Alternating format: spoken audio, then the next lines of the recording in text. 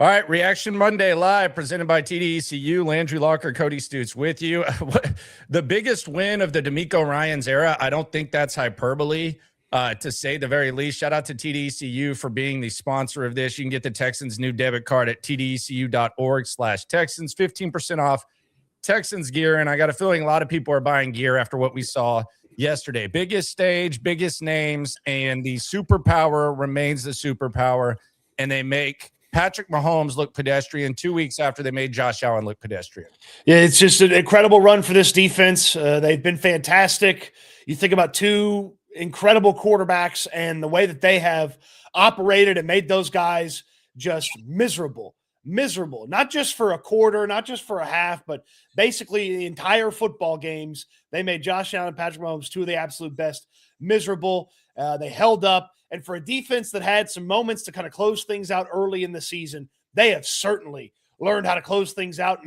And they've definitely taken this thing to another level with how well they've played. And their physicality from early in the game, you saw it show up throughout the course of the game. You saw the effects of that physicality show up as well. I mean, this is a Super Bowl caliber defense that the Houston Texans operate with. They're fantastic. They're fun to watch. And it's everything that D'Amico Ryans could have wanted out of this defense. The offense, not so good. But that defense, man, let me tell you, what an incredible performance. And to go into Kansas City, get one of the best road wins in D'Amico Ryans' tenure as a head coach, and then on top of it, just be one of the best wins since D'Amico Ryans got here to be the head coach of the Texans. That's a great job by the Texans last night to finish that thing off. Yeah, let's just put this in perspective, the previously two mentioned games, as you talk about the defense and the offense. And I don't think you can separate one from the other because it kind of just shows how impressive the defense is. So yesterday, they beat the Chiefs at Arrowhead despite having just 64 yards of total offense in the second half. They had 64 yards of total offense. Now, over half of that yardage came after Andy Reid decided to do what he did. But I will give the offense credit for taking advantage of the situation and producing. I will give the offense credit for that. But 64 yards of second half offense, and the defense still finds a way to get the job done. And to put that in perspective, this is 2 weeks after beating Josh Allen and the Bills, despite the fact you had 35 yards of second half offense. So in the two games that they've won against two of the teams that we thought would be the biggest hurdles, they've had less than 100 yards combined of total offense in the second half, and they've still escaped with dubs. The reason why is if you take the numbers of Josh Allen and Patrick Mahomes and you combine them, 38 of 67, 413 yards, no touchdowns, 5 interceptions. That's absolutely insane when you look at that. And the defense is the superpower. The offense, it's something you're going to have to overcome. Oh, by the way, in between those two performances against the former MVPs at quarterback, they took a MVP candidate at running back and held him to less than 100 yards rushing in the game between those two games against the MVPs. So, yeah, the defense on a whole nother level right now. It's incredible to watch. Yeah, and I thought it was kind of poetic that, we didn't get to see Jalen Petrie against the Chiefs last year. You wonder what the impact would be when he was out there, and the impact was beyond strong. Like, Toad was out there just completely doing his thing. And not only was he doing his thing, Azeez Al-Shaair, who last year kind of got exposed by Travis Kelce in the playoff game, he actually said that motivated him to work more on coverage. The game ends, and the Texans wrap it up when the ball goes off of Travis Kelce's hands into the hands of Azeez Al-Shaair. So that was kind of poetic too. Travis Kelce spends the offseason trying to figure out life after football. Azeez Al-Shaair works on his coverage, and the Texans end up getting the dub there. But you really just can't say enough about the defense. I mean, just so many different performances that were incredible in this one. You talk about Petrie getting his opportunity to play against the Chiefs after missing both of those. I mean, that hit that he laid on Rashee Rice. I don't know how Rashee Rice didn't have a concussion. And he may have had a concussion, but I know what he definitely had was he had some loud hearing because he heard them footsteps later on in the game. And all of a sudden, his hands weren't as sure as they have been over the course of the season. You talk about Kamari Lassiter going out there. We didn't even know he's going to play. He guts it out. He plays through the foot injury and has an incredible game playing through the foot injury. That pass breakup in the end zone, I think it was Tyquan Thornton, and Mahomes just kind of, we've seen him complete that time and time again. Nope, not with Kamari Lassiter there. He bats it away. Obviously, he has the interception as well. Tommy Togiai getting the start for Tim Settle. He gets the sack. Just really good performance from all three levels of the defense. And it felt like at some point everybody made a play in this one. Yep. And the toughness, I will say, Woody Marks, I mean, good Lord, they asked him to do a hell of a lot. He's got to be sore today. 26 carries, 68 yards, and a receiving touchdown. I don't want to sit here and say that the guy needs to ice up a little bit and perhaps get some rest down the stretch, but my God, they're asking this guy to do a lot, and he's always banged up, and he's always staying on the field. They're almost getting to the point now where playoffs seem all but inevitable unless there's just some sort of massive collapse, which I don't see happening. You got to start wondering about getting some rest for Woody Marks at this point. And we also got to wonder, we've been concerned about the depth at running back, Nick Chubb with the rib injury. So now the thin running back room is even thinner. Yeah, you're going to have to bring some bodies in to help out Woody Marks. You can't keep handing him the ball. I think total touches 27, 28 times a game. Like, that's just not going to be a long-term viable situation for the Texans. But at your point, he was gutting it out, man. He was taking some big hits. He took a big hit on a short yardage tackle early on, where I was like, oh boy, like, are they going to check him for a concussion? What's going on there? And then he stayed in the game, kept going. He did have his, once a game, looks like Woody Marks is done for the season run where he got hurt. And then he's still back in the game after that. So that was good to see. But yeah, he is one tough son of a bitch. And he is, man, some of that short yardage stuff, he just guts it out when there's nothing. And he just steals you a yard or 2 yards or 3 yards that I'm not sure many backs are consistently doing.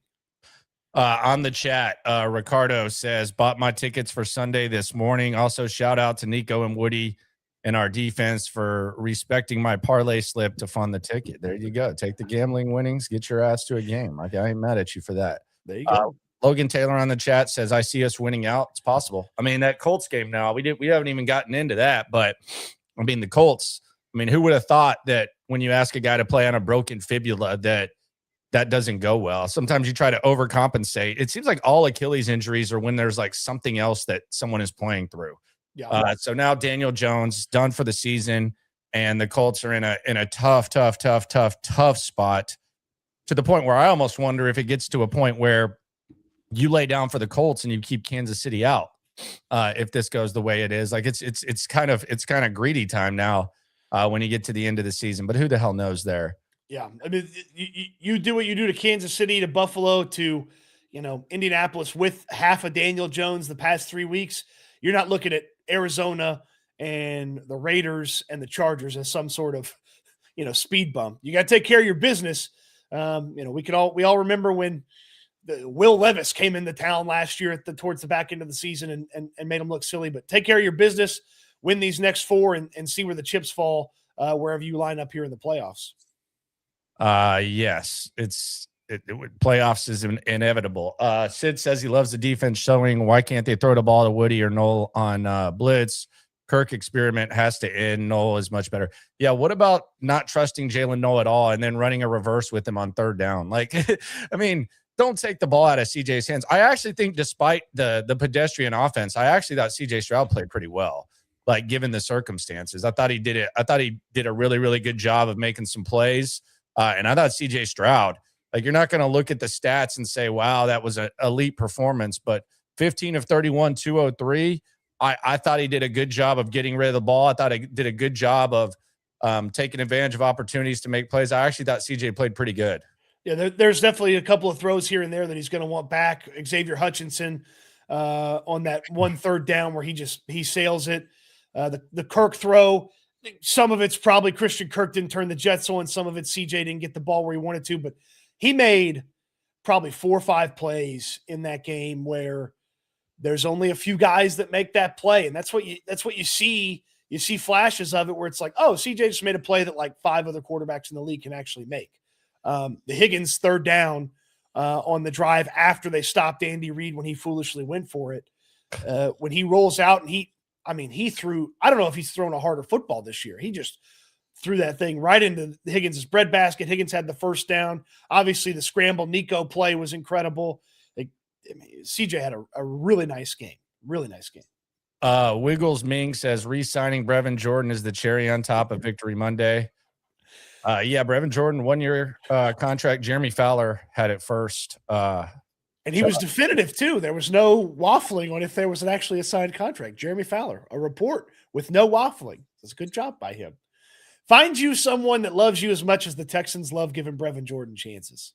Yeah, I mean, gosh, it's a lot. I would still think they'd be active at tight end, but yeah, they're big fans. Dom in Jersey says, I can't believe there was a coach worse than Kaylee last night. All caps, Andy Reid. Not only did he go for it on third, you stay away from Sting all night, then go at him on fourth. How dare you? H is the F up.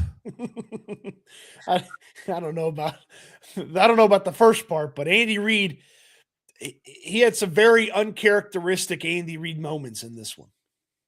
And Dom says, sorry, I messed that up driving and super chatting. I don't think cops should be doing that.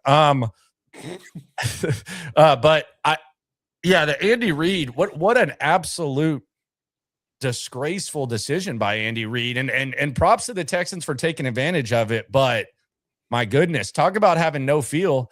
I think they had -2 yards offense at that moment, almost, and you go for it there in your own territory, and you basically hand them the lead. Like, I don't know what Andy Reid was thinking, and then you get the Texans with cold weather Fairbairn. God, it took every ounce of him in there to get that one through the uprights. But you end up getting the dub. But my God, Andy Reid, what were you doing? The Texans had 5 consecutive drives that ended in a punt. 4 of those 5 were 3 and outs. On those 5 drives, the Texans had amassed 14 total yards on those 5 drives. And Andy Reid's like, let's just go for it on our own 31. Let's not kick it and let Spags continue to run circles around Nick Caley. Let's not do that. Let's go for it here. And then when he got asked, why'd you do it? Well, I felt like we could get it. Well, obviously that's why you went for it. But have your point's the best one. No feel. I mean, no feel for the situation, for the opponent's offense. No one watching that game said, "Oh, damn, they're going for it." It was like, "Holy crap, they're going for it." Why? Right. Like you could juxtapose that with however many weeks ago when Sean McVay was like, "Yeah, we're not worried about them," and he ran it on like 3rd and long and kicked it to the Texans, and he didn't have any. And Andy Reid, I mean, he was acting like that was the last possession in the game. No, there was a lot of football left to play. And the Texans offense had done nothing in the second half up to that point. So horrible job by Andy Reid and a great job by the Texans to finally have that drive in the second half where they get something going. CJ obviously has that big 3rd down conversion and they run the football enough. And wouldn't you know it, Dare Goombawale scores the touchdown. Element of surprise. 35-1 for a touchdown probably yesterday. Yeah, element of surprise. He comes right in, they hand it to him. It actually did a good job kind of fooling him, and he just dives in the end zone. And they love that. Anytime Dare does, I think Frank Ross was crying on the sidelines, actually. I'm surprised Brevin got the contract extension this morning and not Dare. Rodzilla 2000 says, you both wanted this team to be on the level of the Chiefs, Bills, Ravens. Well, we can officially say this team has surpassed all 3 in a way. No, and look, all joking aside, I think that says a number of things. I think a couple of those teams are dumpster fires in relation to what you thought they would be. I think the Texans have maintained the level that you thought they would be. This is kind of what we expected from the Texans. The offense might actually be worse than we expected, but the defense is better. So you can cancel that out. And it also just shows how wide open the AFC is with the teams that you're looking up at. So yeah, you're absolutely right. They're where they need to be. And dare I say playoffs. So maybe even division, who knows? They're in the thick of things in the AFC. You know who's not in the thick of things right now? Baltimore and Kansas City. They are not in the thick of things. PXBLO9715 says we need to start Noel over Captain Kirk. I mean, I don't think anybody's going to the mattresses to defend Christian Kirk at this point. Yeah. I don't think anyone is either. He's just kind of there at this point with an opportunity. Give or take. By the way, speaking of opportunities, Spanky's, another one. We'll be at Spanky's this Friday. Shout out to everyone who came out to BB's in the North. We're going back to Bel Air Spanky's this Friday. God, we got a lot to talk about. My goodness, 5 straight wins. The Chiefs, back home. We got that homemade dough, homemade sauce, everything going down at Spanky's this Friday. We'll see you there. We'll get there about 2, and we hope to see you. It's going to be a blast. We had a lot of fun at BB's. Great seeing everybody on the north, back to the southwest side. And, man, Spanky's does it big for us, and we're going to have some fun when we get out there. Yep. Can't wait to see you. Cannot wait to see you. Let's go through the key moments of this game. I thought there were kind of a few. There was a little bit of a lag in the game for a while, but I think right off the top, you could tell that this was kind of going to be a little bit of a bar fight. Like there really wasn't anything. There wasn't anything like that really stuck out. The tone wasn't set. I think Will Anderson, just his overall intensity early on, I think that kind of set the tone. And then the biggest play, the biggest moment was CJ finding Nico for 47. And then all of a sudden on 4th and 1, the Texans screw up and they end up settling for 3. So there were some highs, there were some lows, and the Texans end up settling for 3. Yeah, I thought that 4th and 1 call was weird by the officials. I thought you could have called it on either team. Yeah, I guess Ursay's hand was even with the football, but one of the Kansas City linemen was basically helmet to helmet with Jake Andrews. So really, really crappy call. I mean, they got the first down, but obviously the penalty wipes it out. But that was the officials had a bad day both ways the entire game.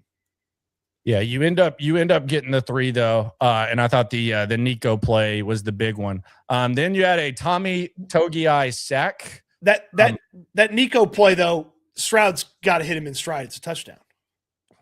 I mean, beggars can't be choosers. I mean, he underthrew him. Fair. Yeah. Then you had the Togiai sack. I know you want to throw it up. Go ahead and throw it up. Then 3rd and 9. A Schultz incompletion, but there's a hold on Kansas City. So the Texans get to move the chains. Then Stroud, a pretty bad overthrow of Higgins. But then he goes back to Schultz. Schultz moves the chains. Then on 2nd and 7, the play of the game, Nico Collins for 52. And then I'll be damned, they get Woody Marks involved in the pass game. Good things happen, and the Texans take a 10-0 lead. Yeah, I mean, it's really, really good finish to that drive. They even overcame a false start in the red zone. And I was thinking, oh God, here we go again with the red zone issues. But nope, wide ass open Woody Marks. There has never been a play where Woody Marks was more open than that one, and he could have done a bear crawl into the end zone. He could have done the crab walk, they used to have to do at PE into the end zone. Nobody was anywhere near him. Great job to get the ball to Woody Marks in the air. Imagine that. Yep, get him the ball. And then the 10-0 lead, we get to Kansas City. They actually miss a field goal. Butker misses the field goal. He's kind of fallen off a little bit. Hold on now. You skipped over one. The Tommy Townsend punt? No. You skipped over right after. Yeah, you skipped over after Woody Marks scores. A couple plays later, Toad with the INT. Yeah. You bring that up. The Toad INT. Not only does he get the interception, they fail to get points afterwards. And at that, you're kind of like, man, that was a big moment. But the fact that it's still 10-0 after that, it almost felt like that was big for the Chiefs. And They're unable to capitalize. We go forward. Butker misses the field goal, and you're up 10-0 at half. You're feeling pretty damn good about yourself. Yeah, 10-0 at half. I mean, probably had a chance to be up 13-0. Yeah, and that's when you kind of start to feel a little bit strange. But then the offense, we mentioned it, the second half offense of Nick Caley, just really bad. That was one of the biggest knocks on Bobby Slowik. I think it might be worse this year. You go 3 and out, go back 4 yards. That first 3 and out. I wonder if the entire second half's different if CJ makes that completion to Xavier Hutchinson. Yeah, he was wide ass open, and he blew the throw. I mean, he was 5 yards over his head. What did you always say? George Mirasan on Sean Bradley's shoulders couldn't catch it or whatever. Yeah. That was. I mean, he just blew the throw. I mean, that was a first down and kind of escaped some of that heat and that pressure that they started with there in the second half. And then that's where you kind of get nervous because the Chiefs immediately respond. 35-yard pass to Hollywood Brown, then a 7-yard run. Smith, we like Smith heading into the draft. Then they kind of get it going, just kind of nick. And then they get to the 11-yard line, and Mahomes uses his legs. And then they get it to Kareem Hunt, and they end up decreasing the score to 10-7. And right after that, the Texans 3 and out, but the defense holds the Chiefs. Then another 3 and out.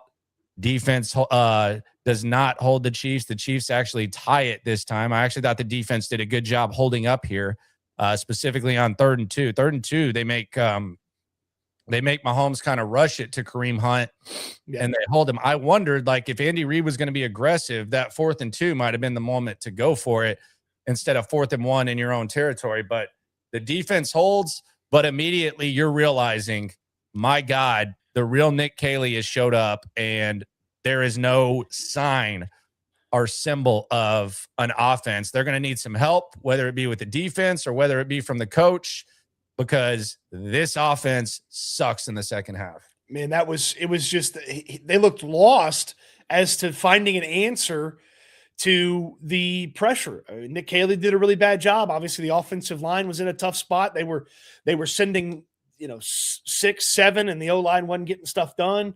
There was a couple of missed blocks by the helpers, like tight ends, running backs. Stroud wasn't handling the pressure well. Like, everything was falling apart for that offense in the third quarter. And Spagnuolo, credit to him, because at one point he had everybody on the line of scrimmage, and then he's only rushing 4, and he still got home for a little bit of pressure on that. There was a drive where Chris Jones just had 3 plays in a row that just ruined an entire drive. You could say he stopped the drive stone cold, Hey, bro, Alpha Aaron here. There was, and then the worst part, to add on to how bad it was from Nick Caley just not having a solution. All these Chiefs players are within 2 yards of the line of scrimmage, and he's just wasting plays running the ball into the teeth of that defense. Like, they're getting nothing on run plays. Their run plays are going nowhere. And you got Collinsworth screaming in the booth, like, run a play action. Well, what do? They run a play action, and CJ Stroud gets pressured because they couldn't pick up all the blitzing. It's like, it was just awful. No solutions, no answers. And it just looked lost. They just looked lost as an offense. Well, the one time they actually showed signs, and this was after the Kamari Lassiter interception, which, by the way, what a warrior that son of a bitch is. He needs Pro Bowl consideration, honestly. But Kamari Lassiter gets the interception, and then, 19 yards at this point. This is a large chunk of what they were able to do. Actually get something going. Woody Marks with a hard run. Then CJ with a 17-yard pass to Higgins. Then a 7-yard pass. Go ahead. There was a Schultz one-on-one with Karlaftis moment there. Yeah, there was. It's going to happen every once in a while, as long as it's not happened 30 times. Sometimes the tight end is going to have to block the end. So it's every once in a while, just not all the time. But then it gets interesting because on 3rd and 2, they decide to run a reverse with Jalen Knoll. And found it a little bit frustrating because they don't trust Jalen Noel ever. And then all of a sudden we're running reverses with him on third down. I don't really get it. I don't understand Nick Caley, but it is what it is. But then we go to the biggest moment of the game, Cody. And this was the decision that perhaps ended the Chiefs' run for whatever reason on 4th and 1 from the KC 31. Andy Reid decides that he's going to go for it. They don't make it. And then to the credit of the Texans offense that was non-existent for a while, to the credit of that offense, they put together half of their production in the second half, and they put together, I'll be damned, a touchdown drive highlighted with CJ Stroud on third down to Higgins, CJ Stroud kind of extending plays with his legs, and then Woody Marks to the right, and Dare Ogunbowale, I'll be damned. Dare Ogunbowale finds the end zone with 6:56 remaining, and the Texans take the lead. Now, I'll be honest, at this point, I'm thinking, okay, well, Mahomes is just going to go tie it now. But the way the defense is playing, I mean, a 7-point lead is a hell of a lot. And the way the offense was playing, you needed that break. And Andy Reid gave them that break. Like, we're talking about a 19-yard drive before that is like almost like John Elway going 99. The 19 yards, you think the offense has something going, but that's really all they had, which was why it was so weird that Andy Reid elected to go for it. Yeah, it just a boneheaded decision by Andy Reid, and a really good job by the offense to capitalize on the short field. At the very least, they needed a few yards to go up 13 to 10. And I guess maybe that's what Andy Reid's thinking is like, oh, well, their offense stinks. So even if we don't get it here, they're kicking a field goal. Like, I guess maybe or maybe he just didn't even think, because it was, you don't see boneheaded decisions quite like that from future Hall of Fame coaches.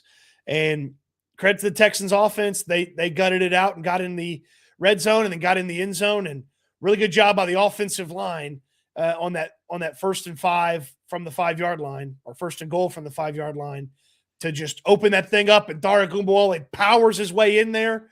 And because that could have easily been a, pee pants moment for this offense in the red zone. But they didn't. Everybody got the push they needed, and Dare charged in there and made it happen. Yeah, I mean, the last time Dare got the ball in a clutch situation like that, it was the fumble week 1. So he takes advantage of his opportunity. That's why they like him. They think he's always ready to go. And then the Chiefs, they get the ball back. And I actually thought you could have punted here too. But I mean, if you're not going to punt in the other situation, why would you punt on 4th and 4 at the 41? It didn't matter though, because right after they failed to convert with 5:26 remaining, the Texans, once again, they go 3 and out, which I was actually fine with. I don't even know that I would have thrown on 3rd down to Christian Kirk. I almost would have just ran the ball 3 times and then punted with the defense, but they did it, and they end up punting, and the Chiefs get the ball back, and then it takes 2 plays for Travis Kelce to drop the ball into the hands of Azeez Al-Shire, and that was pretty much all she wrote. That was a great punt by Tommy Townsend, great coverage. He had a good day. He had a good day. Well, he had the one 29-yard punt that set them up for the field goal. That was awful. But outside of that, Townsend had a pretty good day. And then, the interception from Al-Shire, I mean, in the right spot. Kelce can't hold on to it. He gets popped there at the end of, trying to hold on to it. And then the Texans are able to put 3 on there, and that's all she wrote, like you said, because at that point, no time left for the old KC Chiefs to get their 10. Cold weather Fairbairn shivered it through. Yeah, he did. Yeah, he looked he was the best kicker last night. He shivered it through. But yeah, so look, I bitch about the offense just because I hold them to a high standard, this team. I hold them to the standard that they wanted to be held to, but at this point, it might just be a waste of time to expect this to be even a decent offense. I think you're going to have to win games like this. You're going to have to lean heavily on the defense. You're going to have to take advantage of the mistakes. I don't say that like in a backhanded way. Like, there's going to be mistakes that teams make, whether it's interceptions, whether it's turnovers, whether it's coaches deciding things. If this offense is able to put together a 35-yard drive to score a touchdown, then I think you gotta take it. You gotta accept it. Yeah, so I had no issue. I have no issue with it, and I actually think that based on what this thing is, I think it's a good job by this offense. I'm done expecting anything from this offense. I'm through. Yeah, I mean, look, they're going to play this version of this game a handful more times before their season finishes, whenever it finishes, where the defense has to be excellent. The offense gives you just enough, a couple of moments throughout the course of the game. Like the consistency, the hope for the consistency, it's at an all-time low right now for this offense. Like you're just hoping on something that is likely not coming. So they'll have some pop plays. They'll have some big moments with Nico Collins. And then there will be moments where teams adjust to them, and Nick Caley can't get out of the rut until, Andy Reid hands him the opportunity to get out of the rut. And then they took advantage of it. So, yeah, I mean, they're going to have to be an excellent defense to win all these football games they have left, however many of them they are. Yep. There's no doubt about it. That's just kind of where it is. Let me play a game with you. Who would you rather call plays, Nick Caley or Bill O'Brien? Bill O'Brien. Yeah, no hesitation, right? Yeah. Nick Caley or Bobby Slowick? Bobby Slowick. Okay. Yeah, it is what it is. And the real eye opener for me the other day was, we're talking about Nick Caley, and there are people saying, how are you going to ask about that after a win? And my whole thing is, well, this is a flashback to Bill O'Brien against the Dallas Cowboys, where Deshaun Watson basically had to take a bus to the game because his freaking spleen got ripped open because of the way you were calling offense. And now Bill O'Brien's with Boston College. So as much as things change, the more they stay the same. So I'm not going to sit here and expect anything more from Nick Caley. CJ Stroud, save all butts, lean on the superpower, the end. It is what it is. I've given up any hope of Nick Caley. And the good news is that they're graded on a curve. So you don't have to be awesome. You just have to take advantage of those opportunities. But a decently functioning offense, maybe some of it has to do with personnel, but these guys aren't put in good position to perform. So that's where we're staying when it comes to that. So I've adjusted my mindset. Yeah, asking this offensive line to just go out there and handle, 7 rushers, 6 rushers, and the quarterback's going to stand back there and in the pocket and try to live. It's just not going to work. Like we've heard them say, CJ Stroud said it, Nick Caley said it, they have to call plays to help the offensive line. They did none of that in the third quarter. Like they just left those 5 guys out there to try to go block everybody, and it didn't work. And then Stroud wasn't making good throws. The Chiefs are getting their hands up, tipping passes. And you watch Kansas City, and Mahomes didn't have a great day by any means, but they had moments with Mahomes throwing the football. Obviously, he can run the football to kind of take advantage of some of those holes from the pressure. But they had moments with Mahomes throwing the football where there were quick, easy answers for him to limit what the Texans could do. They went sideways and were able to get the ball out of his hands and protect him a little bit when the Texans were not sending more than 4. So when the Chiefs are sending 5, 6, you have to have some sort of answer out there for this. And Nick Caley couldn't find an answer to save his life in the third quarter. It is what it is. Like they got to where the good news is they're at least where they were last year. They're the same. They're the same team, except the defense is better. So I guess you can say that they're a better team, although there's no Joe Mixon. So there's concern at running back, but it is what it is. He's going to have opportunities to hopefully maybe have short drives and figure some stuff out, but that's just where it is when it comes to Nick Caley and stuff. So I'm done expecting anything because they don't expect it. So you won, that's enough. Shout out to Bill O'Brien. That's where we're at right now. I mean, I just remember Bill O'Brien and his assistant getting pissed at me because they won. But Deshaun Watson basically had to. You're calling plays at Boston College now, sir. Like so. I mean that's just kind of where we're at. Who the hell knows where Nick Caley will be in 6 years? I'm rooting for him. And the good news for him is he's got a hell of a defense to work with. Rich Boy J says Captain Kirk, more like Custodian Kirk. Right. Captain Kirk, can you save me? Kirk, I wanna have your baby. He is a poor man's 2020 Randall Cobb. I mean, it is 100%. Like, people thought I was being trite. There's probably going to be a situation where Christian Kirk makes a play here or there, but he is 2020 Randall Cobb. The end. It does not bring much to the table. Yeah, I'm actually looking forward to them not having cap space. Because they're better with stuff that they don't spend a lot on.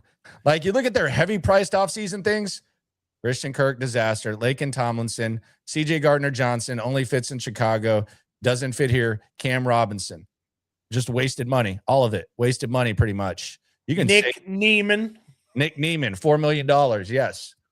Then you look at like the bargain shopping, Ingram, Andrews, Trent Brown. Togi, I guess you can kind of say, because they gave him an extension, like pretty much a minimum. Yeah, picked him up off of waivers in the middle of the year last year. Yeah. They're all like they're better at that than they are like the high price stuff.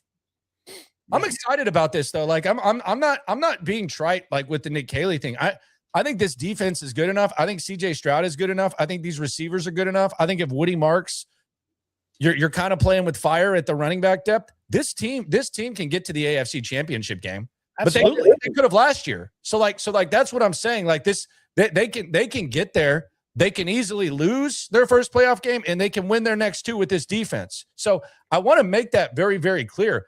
My frustration was based on trying to hold the offense to a higher standard, and it's just not possible. So I'm not gonna sit here and ask my disabled student to go there to go ace the SATs.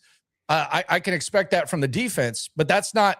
I'm not expecting much. My honor student is my defense. My student, good job is Nick Caley. So I'm done with it. It's great. There are some flashes of brilliance from CJ Stroud. Perfect attendance, Nick. Good job. There's some flashes of brilliance from CJ Stroud. Hey, defense. You got a letter from Harvard. I think this is Harvard. No, this is Yale. My bad. Harvard was yesterday. Here you go. There's some flashes of brilliance from CJ Stroud that work out. Hey, Nick, you got your apple slices? All right, cool. All right, go ahead. There's some flashes of brilliance from CJ Stroud that work outside of the structure that he's just going to have to do from time to time. You think about the improv play to Nico Collins. It was obviously fantastic. And then Jaden Higgins on third down. Like, there's just going to be moments where he has to just go make a play. And go make a play. And I don't want CJ Stroud Nation to get mad at me on this, but like, the comparisons that we often make to this team and what a run looks like are 2017 Jacksonville and 2009, 2010 Jets. That's the examples that I tend to use. There were times where Mark Sanchez or Blake Bortles had to make plays. Mm-hmm. And quite frankly, they can't hold CJ Stroud's jock. So that's really assuming that this defense continues to do what they do and what they're capable of doing. That's not too much to ask. Yeah. And I'm like, it's tough to be super critical of CJ because he made some plays that only he can make. But there's also like 3 throws that if he just makes the throw, the Chiefs probably aren't really ever in this game. Like, he hits Xavier Hutchinson early in the third. Maybe the whole entire second half is different. He hits Christian Kirk on that third down. The Chiefs are finished at that point after that big conversion. But at the same time, he makes the Nico play, makes the Jaden Higgins play. He avoids some pressure a couple of times to be able to make some other plays. He avoids some pressure to get rid of the ball so that it's not a sack. Like, you're just going to have to live with some of the misses because some of the makes are so incredible. Yep. On the chat, Kenneth says the game just gave me closer from 2019. Go Texans. Closure, I think, is what he meant to say. Okay. Closure. Yeah, F that. I'll never get closure on that. Mushroom 713 says, hate how CJ underthrows Nico but overthrows everybody else. Chiefs had everyone on the line of scrimmage, but Caley couldn't see it coming. His head looking to the ground because the lights were too bright. Yeah, he's not good in prime time. Yes, the Spags had him in a blender there in the third. I mean, they made some incredible adjustments at halftime, and Spagnuolo just looked up at that defense and basically said, we're gonna get after them, and you guys are gonna get us back in this game, and you're gonna keep them from moving the football. And that's exactly what happened for 5 drives. Bryce says, I love Victory Monday, but if we get in the playoffs, does that mean we're keeping Nick Caley? Also, Chris Collinsworth is the worst. I like Chris Collinsworth. I don't. Most people don't, but I like Chris Collinsworth.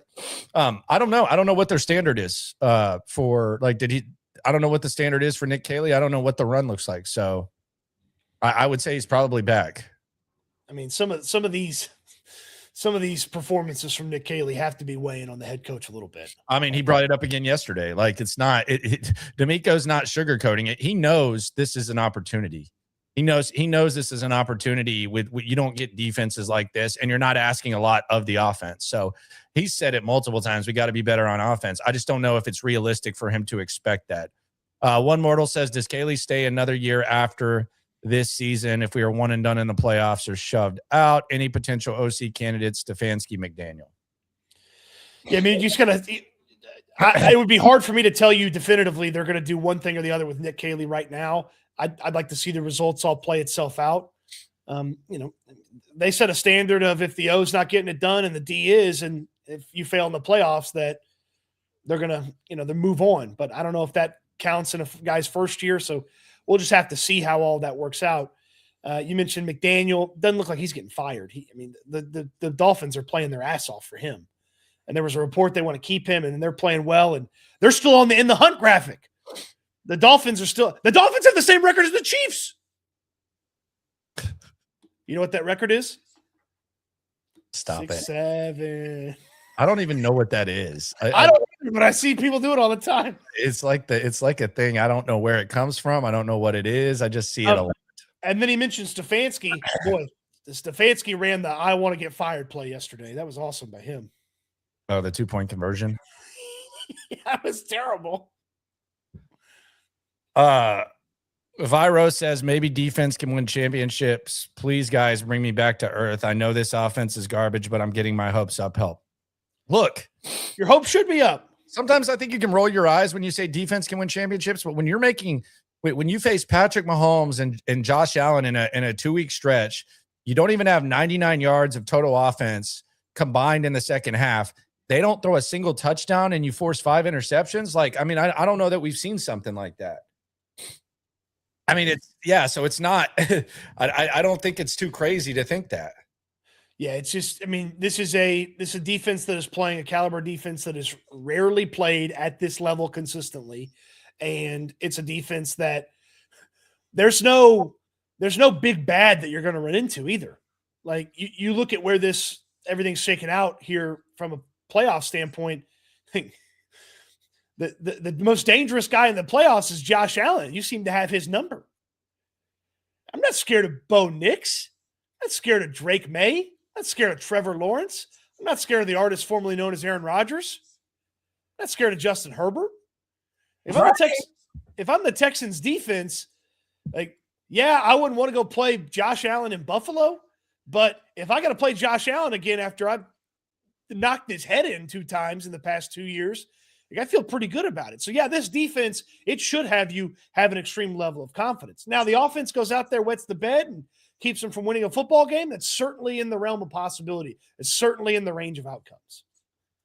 Hayden says, regardless of Super Bowl or first-round exit, Caley needs to go. Hayden just made his stance very clear. I'll tell you what. Nick sucks at play calling. I'd be bitching a whole lot less about Nick Caley on the parade route than I would after a first-round exit. Yeah, I think Super Bowl, you might be able to get over it. Cameron says, why does every team have plays where you scheme a guy open for 5 or 7 yards on a quick pass, but we're not allowed to do that? Nick. Well, the problem was they were scheming guys open for 5 to 7 yards. They didn't scheme guys open to just catch the football in the third quarter, and they weren't doing that. They're running longer developing plays. Drew K-Dub says championship defense, but get Noel more involved. That is something that maybe they can do. Look, if Jalen Noel's the key to this offense, I welcome that. I welcome us being right about Jalen Noel if that's the thing. I just don't know that a couple extra snaps for Jalen Noel is going to fix everything that's not gone right for this offense. Yeah. Yeah, there's no doubt about that. Let's get to the Texans turf. Kings of the turf. Shout out to Dan the man. I talked to him today. My guy Dan did what he did in my backyard. Neighbors were jealous. And many of them have joined the crew. They got the turf, they got the drainage, they got all that. I had the fire going last night after this game. It was a hell of a time.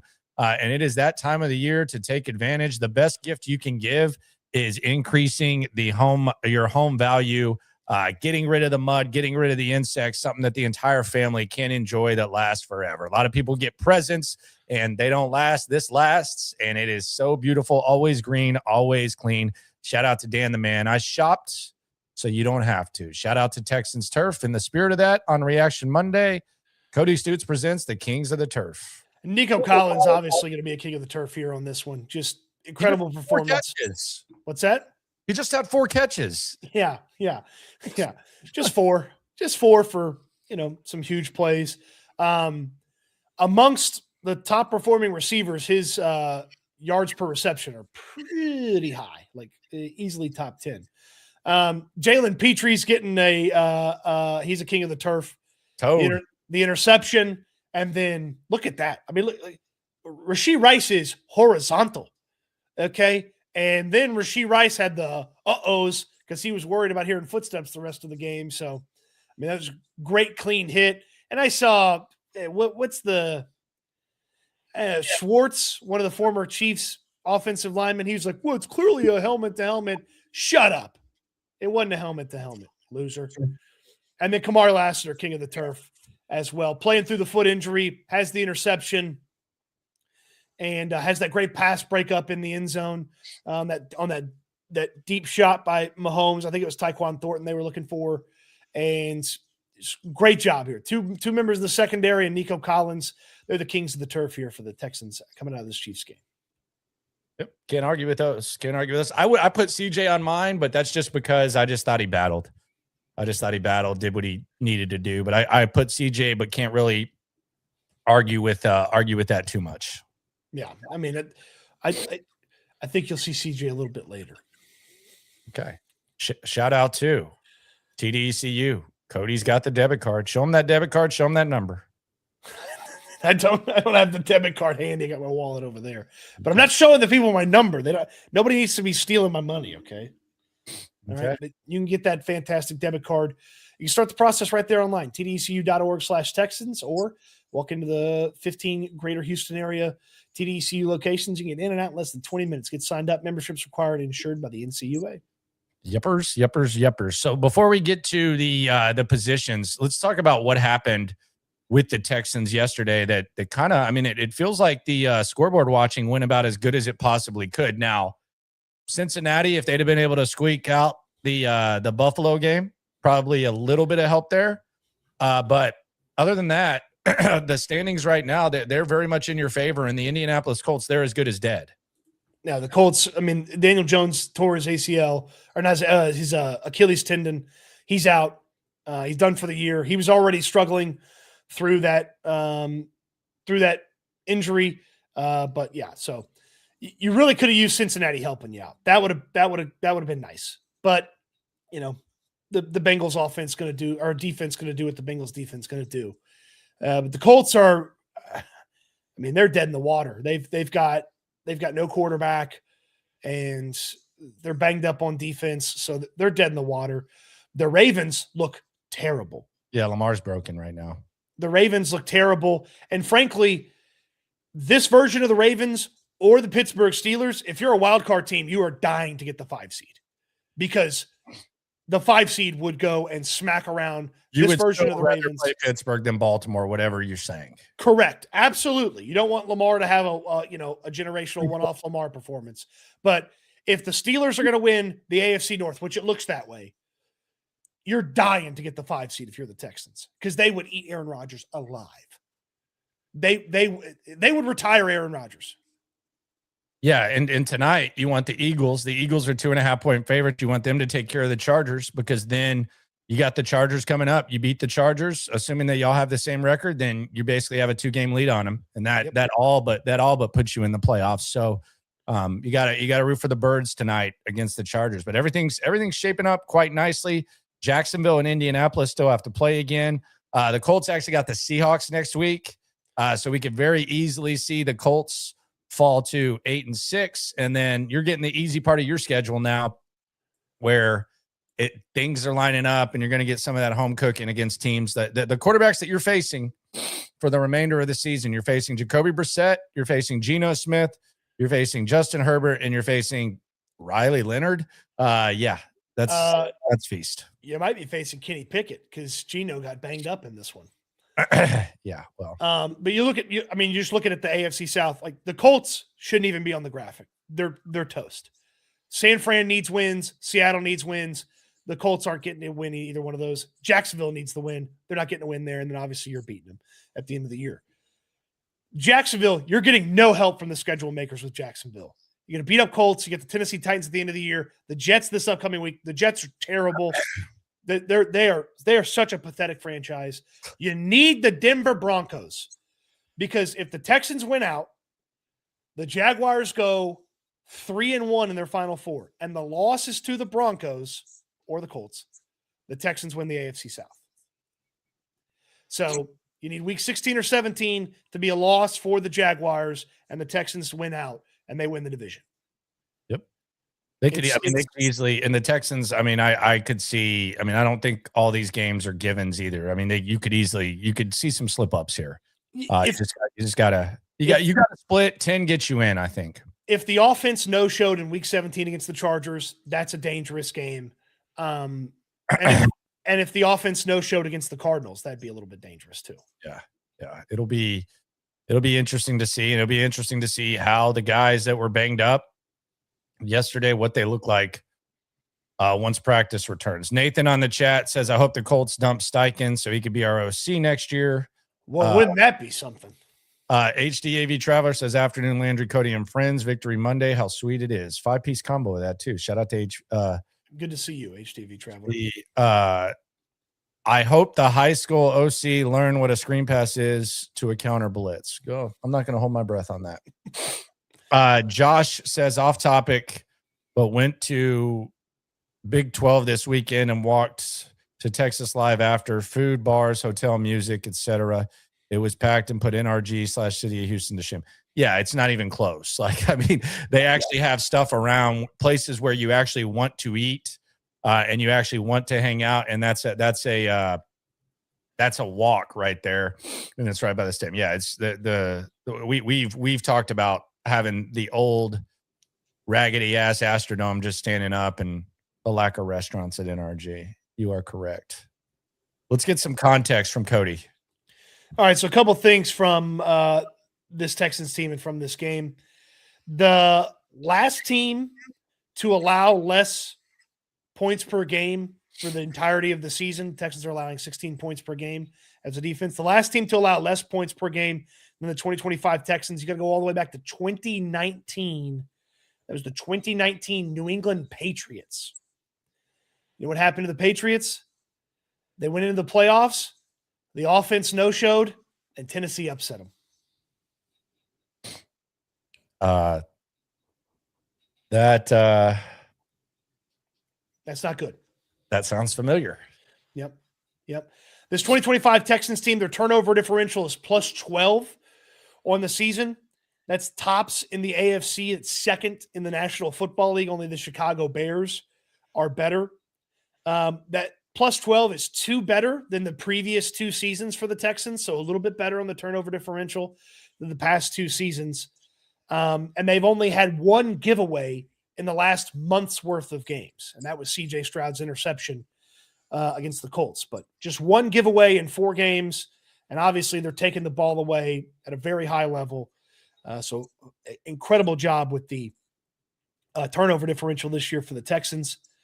Nico Collins is 7th in the National Football League in yards per game, which is, he just hangs around the top. He's never like all the way at the top where he's like the best and everybody thinks he's consistently elite, but he is right there. He just hangs around a lot of those really good wide receivers. The Texans forced Patrick Mahomes into a 3-interception football game. Mahomes won the previous 2 3-interception football games that he had, which I thought was crazy. He threw 3 interceptions in the last 2 times he threw 3 interceptions, he won. It's been 3 years since he had a 3-interception game. He obviously lost this one, but last 2 times he did that, he won those football games. Just goes to show you how good the Texans defense was to keep him from being generational in that moment. I think this was also the ultimate coach's pet day for D'Amico. Good God. All of the coach's pets made plays. Azeez is probably his favorite player he's ever been around. Mm-hmm. Petrie, he absolutely loves. Yep. Kamari Lassiter, he talked about him being one of the most physical best. And then Daria Gumbawale getting in the end zone. This was a coach feast right here. Not to be left out, Mr. Consistency, Tommy Togiai. He's good. He is a good football player. He's good, dude. He is a good football player. No, he is good. They got him on that 1-year extension.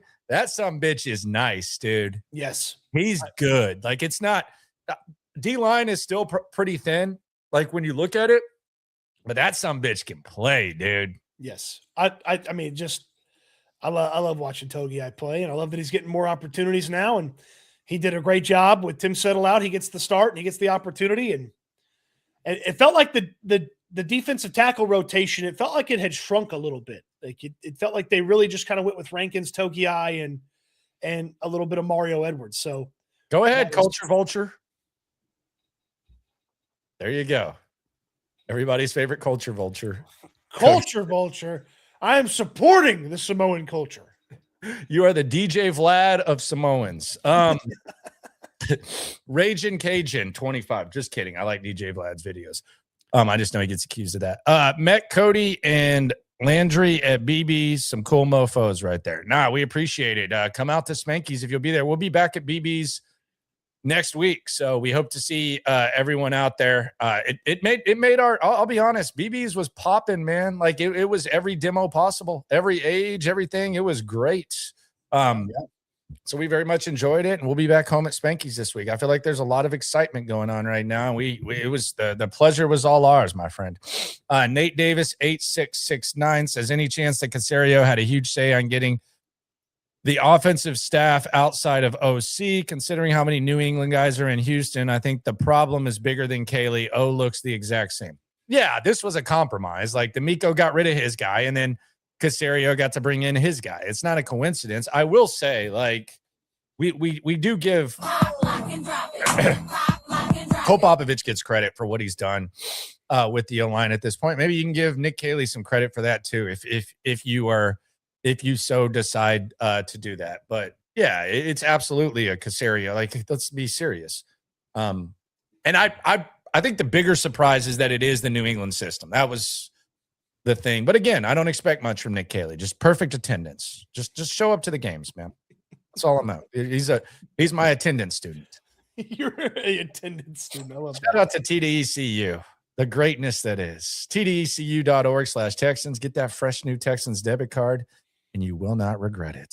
No, you will not. You're not. TDECU.org/Texans. And membership's required, insured by the NCUA, but they're going to take care of you. Your credit union, not just a slogan. They mean it. And speaking of that, it is Reaction Monday, and it's time to give some credit where it is due. They might not have gotten the Kings of the Turf presented by Texans Turf, TexansTurf.com, but they do deserve some credit. So, Cody, give them some credit. Hey, these guys all deserve a tremendous amount of credit. Azeez Al-Shire for working on the hands, working on the coverage. He'd been in the good spot with some coverage earlier this year and just hadn't come up with it. He came up with it this time right there on Travis Kelce when Kelsey's and then Azeez Al-Shire taking care of the business, catching that for the T-Swift fans out there. You could say Azeez is in his coverage era right now. I'm giving Daria Gumbawale where credit is due. Oh my God. One play, grinds it out, gets in there, touchdown. I was worried they were going to run it with him 3 or 4 times if he didn't get in on the first one. But he got in there on the first one. He was ready to go. He was ready to go like a microwave TV dinner. He was ready to go. And then CJ Stroud deserves a tremendous amount of credit for this one. He made a few of these plays where not very many quarterbacks could make that play, had some special moments. And I think about the scramble where he hit Nico, and then obviously the rollout where he hit Jaden Higgins on the touchdown drive that was finished by Dare Ogunbowale to extend that drive on 3rd and 3. Two fantastic plays amongst some various other ones. So Azeez Al-Shire, CJ Stroud, and Dare Ogunbowale, where credit is due. Thanks to our friends at TDECU. Yep, there you go. There you go. Shout out to them. Shout out to Tommy Togiai. No disrespect. I thought maybe you deserve something, but some people just want to throw up the Samoan, and then when it comes time to actually represent them, when push comes to shove, they don't want to do it. So I apologize for Cody. You know what? You have never liked one of my decisions that I've made on Kings of the Turf where credit is due. And you know what? I don't give a damn. F you. I'm going to make the decisions. If you want to take over, make the decisions, you could do that. We can have a discussion about it. I'll hand it over to you. I make the decision. I do it on the post game. We do it. You do it on Reaction Monday. I just think that maybe Tommy Togiai could have gone above Dare Ogunbowale. It's just me, though. Can't win them all. Oh, you want to talk about efficiency, man? Dare Ogunbowale, efficient. Zenister says, does B.O.B. have a gun to Kaylee forcing him to run his old playbook? I swear he's hiding in the shadows and running our offense still. I wish. I would love to have Bill O'Brien calling plays instead of Nick Kaylee, quite frankly. But again, I don't want to harp on that. What's up, Trevor? Let's go through the grades here on Reaction Monday. Quarterback, CJ Stroud. I thought he was fantastic. I thought he was good. Thought he yucked it up. I thought he took advantage of the opportunities he was given. Yes, there were some misses. It wasn't perfect, but I think CJ Stroud was able to overcome a stagnant offense and make the plays required of him in order to win this game. I thought he was fantastic. I would go A-. I mean, I made some incredible plays, and yeah, you want this one and that one back, but what he had to deal with and how he has to operate sometimes, Stroud did a great job. Thought he did too. Running backs. Woody Marks carried a hefty load and scored a touchdown. Toughed it out, and then Dare Ogunbowale finds the end zone. I thought the running backs were okay. Yeah, the running backs, I think okay is a good way to say it. There are some plays where Woody Marks just bullies defenders for a couple of extra inches or feet. And he's not even getting extra yards sometimes. He's stealing inches and feet, and it's working. And he's tough, man. He gets the crap knocked out of him, and he's right back in there. And then of course he had his submission for the Oscars, but then he was back out there. Wide receivers, Nico Collins, fantastic 4 catches over a bill, some big plays. Jaden Higgins continues to look good. That 35th overall selection has been validated. And props to CJ Stroud. We wondered if the momentum that he had built with Davis Mills would carry over. It has carried over, and he trusts him in some very opportunistic times. Christian Kirk still just kind of there. Xavier Hutchinson, he was in the right place. CJ just kind of missed him. I thought he did a good job. And then Jalen Knoll, man, we'd like to see more of you, but beggars can't be choosers. Jaden Higgins is the one where he had to fight for the first down on the long completion. I think it's 18 yards. Really good job by him. And obviously the 3rd and 3, being ready and catching that ball and coming down with it. Great job by him. Thought the wide receivers had a pretty decent day considering what the offense as a whole was dealing with. Tight ends. That's solid. I mean, it's not the most spectacular Dalton Schultz day from a receiving standpoint, but he was there a couple of times, and you probably want a little bit better blocking out of these guys in some of those situations, but a very solid day from the tight ends. Yeah, I thought it was fine. It wasn't great, but he's battling. He did his thing, and he wasn't asked to block George Karlaftis too often. Every once in a while it's going to happen, but he wasn't asked to block him too often. I'm interested to hear what you got to say about these offensive linemen. You thought there was a couple of moments where, regardless of what play was being run, they had some bad moments. Ed Ingram had a really bad game in the 3rd quarter. I mean, Chris Jones he was having his way with him. It was tough. There were a couple of offensive lineman-centric mistakes. You had the false start in the red zone by Trent Brown. Ursery, I mean, look, he did line up with his hand in the neutral zone. I mean, I can't be super critical of the officials. They called what they saw. He lined up offsides. I don't know how the offensive lineman ends up offsides, but that's what it was. And then there was just some shaky moments from here and there. And a lot of it's Chris Jones. I mean, Chris Jones got out there on the edge, gave Ursery a hard time. He was giving Ed Ingram a hard time. He gave Jake Andrews a hard time. They were decent, and they've had some better games than this, and they certainly had some worse games than this, but I would say they were decent. Mo on the chat says we are way, all caps, way more successful when we involve Higgins. I would agree. Novel concept, huh? I would agree. D-line. What'd you think of the D-line? Tommy Togiai, fantastic. Daniil Hunter, not a ton. Will Anderson, kind of a tone setter. Yeah, Sheldon Rankins continues to be solid. Man, Rankins was just like right there on like 3 Mahomes scrambles. And it's just like the O lineman was made just to play just long enough, or Sheldon was, reaching out was just maybe a second late or a step wrong. Like he was so close to shutting down some of those Mahomes takeoffs. Daniil Hunter showed up far too little in this one, but you got a lot out of that defensive line. And man, sometimes they just are. I get that this is how they've been doing it most of the year, but sometimes those backup reps from Derek Barnett and Dylan Horton, they don't give you much. But the D-line overall, pretty solid day. Linebacker. I mean, that was the backup left tackle out there. Yeah. And I don't feel like they abused him. He's been playing football for 3 years. Yeah. Wasn't great. They should have abused him. They should have abused him, and they did not. Linebackers, another solid day. Aziz with the interception, obviously. I don't think they were at fault for some of these Mahomes scrambles. Like they were in position, covering what they needed to cover, and there's just open space, and Mahomes takes it. So I'm not. He's just so good. He's just so good at filling it out and letting it extend. Like he just runs at the perfect time. Yeah, it's just he just knows what he's doing. Yeah.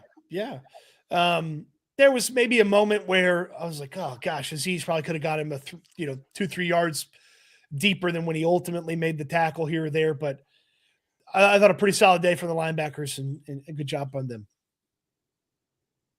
DBs, man. Toad was a force. Like we wondered, and this was like my second ob. We didn't see Petrie last year against the Chiefs. I mean, he made an impact. He made an impact in every way you can make an impact. Close to the line of scrimmage and coverage. Jalen Petrie was fantastic. Kamari Lassiter, we didn't know if he was going to play. Same physical Kamari Lassiter. He gets an interception. And then Derek Stingley, well, let's not challenge him until 4th down. And that did not go very well. So, it's hard to expect much better. And, oh, by the way, I talked a lot about the speed of these receivers. You didn't really miss. The safety position you talked about the backup to the backup to the backup. That's the situation the Texans are dealing with at safety. Although they did put Petrie back there a little bit. They handled it well. They handled it nicely. Mm-hmm. Mm-hmm. I thought as you could expect from the DBs. A+. I was going to say, I think I would go A+ for them. Why does Xavier Worthy suck? I think he's too small. He is bad. I'm shocked that he's not just completely taken over. Special teams, Coldweather Fairbairn. He got the job done. He kicked his field goals. Good for him. 2 thumbs up. Tommy Townsend, couple good punts here and there. Had the one really bad one, but outside of that, had some really nice ones. Yeah, special teams are back. Special teams are back. Shout out to Frank Ross, friend of the show. They have been revived. They're revived and well. So there you go. Solid all around.